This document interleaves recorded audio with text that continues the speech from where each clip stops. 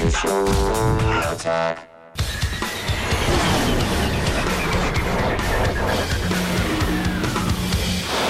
elevator music for the side note. By the way, G4's parent company is Comcast, a competitor of Time Warner Cable. With that out of the way, let me introduce my guest for this evening. From the CNET studios in San Francisco, executive editor for CNET.com and host of Buzz Out Loud, Tom Merritt joins us. And in New York, covering tech and the web for Business Week, Catherine Holohan joins us as well. Welcome to The Loop, everybody. Tom, I want to start with you and ask the question here that I think everybody's wondering, and that's, what's the real motivation for Time Warner here? I mean, they're going to start capping bandwidth and charging for overages. Are they really concerned about their network efficiency, or do they just want a couple extra bucks in their pocket? Well, now that there is the question, isn't it? I mean, I don't work at Time Warner. I don't really know. They probably have a bandwidth crunch. I mean, that much is for certain. They definitely are trying to figure out how to cram as much down their pipes as possible because they're delivering on-demand digital television and your internet all through the same pipes. Right. Whether that's the only reason or not, I mean, a lot of people, like you mentioned in your package, are suspecting that they've got ulterior motives. There's possibility that they might want to limit the amount of off their network content that you get. In other words, stuff from out there on the internet, and kind of try to nudge you towards taking their on-demand stuff.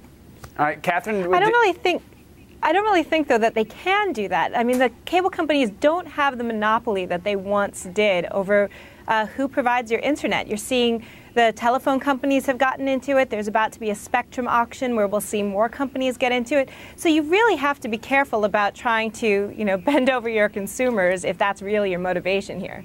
Well, Catherine's right, actually, because what we're seeing is there's more competition on the horizon. They have a limited amount of time where they've got these monopolies in place. Maybe that's why they're rushing to try this in Beaumont, Texas right now, to see if they can get away with it in time. Because on the horizon, like she said, is that spectrum, more wireless companies. People have more choices in DSL than they think, at least as far as ISPs go. So it's a good point. Right, but now, Catherine, like the future of, let's say, on-demand online video, it really depends largely on unlimited bandwidth. And so what about those? Are they conspiracy theorists, perhaps, that say Time Warner's threatened by the likes of iTunes, movie rentals, and Apple TV?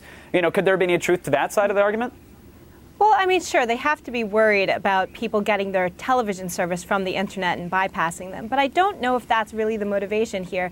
I think that they are facing a bandwidth crunch, and they're looking at ways that they can free up more bandwidth for more users so they can serve the majority of their customers. And I think what they're trying to do here, and we'll really need to see what the pricing is to know for certain, but I think they're trying to say, how can we give a high-speed experience to the most people and maybe take the few people that are running, peer-to-peer services out of their house, downloading just tons and tons of files and encourage them not to do that. I understand, but with that said, and Tom, I'd like to come to you on this one. An interesting twist came out yesterday, that Time Warner might allow customers to download unlimited content from HBO, which, oddly enough, the company owns. So if there's such a bandwidth crunch, why all of a sudden is the HBO content not a strain on their network since they own it? Well, yeah, I mean, that's the thing. It's sort of the tiered internet from the provider side that they were trying to get through, that we had the whole net neutrality debate going from the other side. Fine, if we can't make Google pay more to deliver Google video, then we'll go and we'll figure out a way to charge the consumers more and be able to deliver our video. Doesn't mean there isn't a bandwidth crunch, but if they can use the tiered, the metered pricing to reduce that bandwidth usage, or really we're talking about data transfer, right? To reduce the amount of data transfer at the peak times, then they have room to deliver that HBO content, and they don't have to go out on the internet to get it. They can deliver it through their own pipes. Catherine, isn't this what net neutrality was all about, though? Isn't this what everybody was so up in arms? Is this like perhaps the beginning of the end? Well, I don't know about that. You have to note that what they were doing before they started to test these kind of different pricing systems is they were just kicking people off. I mean, you would hit this imaginary wall of bandwidth usage, and they would send you a letter saying, sorry, you better dial it back or upgrade to a business service. We have nebulous ideas about how much you can transfer, which we didn't tell you. You exceeded that. You're gone. Right. So in a way, I mean, it's better than kicking people off. At least you give them the opportunity to upgrade. Right. To bleed them dry consumer and then kick them off if they can't Well, pay at least the bill. you know what you're paying for, right? True. Right now, Well, Tom, they could Tom, just real quick, randomly go after you. Do you have any idea what the pricing is, Tom? Has there been anything announced, or are there any rumblings what we could expect? This is all based on a leaked internal memo that Time Warner has sort of confirmed. So we don't know what any of the plans are going to be. It's also limited to Beaumont, Texas. It's a test rollout. It's obviously caused a furor already. So they'll be thinking very hard about whether they want to do this, I'm sure. Catherine, do you expect this to go anywhere but Texas? Do you think we could see this on a larger scale? Well, it depends, A, on how the people respond to it in Texas, and also if the other cable companies pick it up, like Comcast. I think that, Time Warner might not want to be the only evil empire out there, but if other companies say, hey, we'll try this out too, then why not? All right, Tom, we're almost out of time. I want to come to you for the final word here.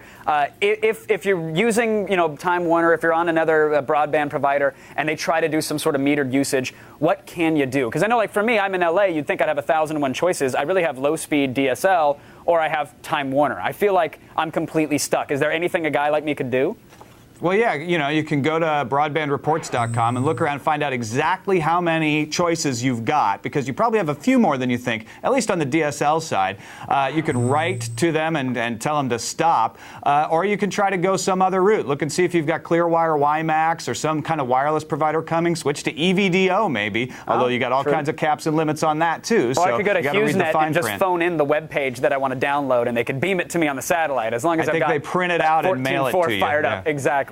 I want to thank my guests, Catherine and Tom. Thank you guys so much for joining me and keeping us in the loop.